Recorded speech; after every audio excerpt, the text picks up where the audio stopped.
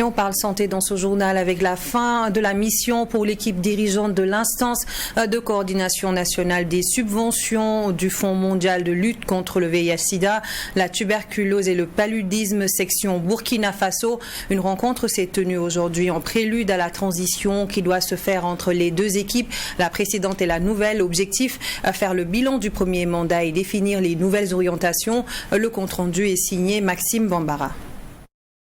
Après 3 ans de lutte menée par l'instance de coordination nationale des subventions du Fonds mondial CCM contre le VIH-Sida, la tuberculose et le paludisme au Burkina Faso, l'heure est au bilan. Réunis en atelier, les membres de la section Burkina de cette instance vont passer en revue les différentes actions menées courant 2015-2018.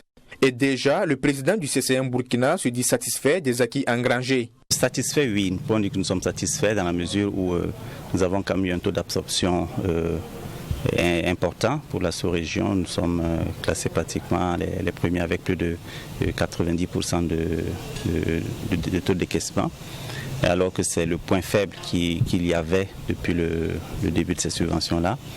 Et nous avons également un certain nombre d'activités qui ont été mises en œuvre par les structures et qui ont donc abouti. Et en cela accompagné par les structures étatiques, par les partenaires au développement et par la société civile. Avant de passer le témoin à la nouvelle équipe dirigeante, les participants à cette rencontre devront d'abord examiner et valider les rapports programmatiques, financiers, mais aussi moraux et définir les priorités.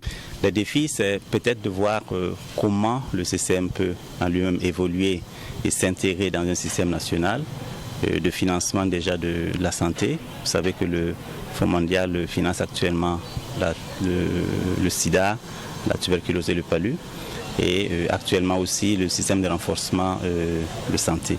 Donc c'est probablement aller dans ce sens-là, pouvoir peut-être intégrer les activités dans ce sens pour un meilleur suivi et surtout pour que l'impact soit plus visible sur la santé des populations.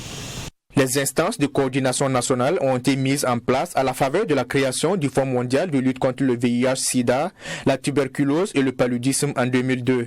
Ce fonds couvre aujourd'hui une centaine de pays dans le monde. Et les instances de coordination nationale ont pour mission de coordonner l'élaboration et la présentation de propositions nationales, superviser les subventions approuvées et assurer la cohérence et le maintien des liens entre les subventions du Fonds mondial et les objectifs nationaux de développement.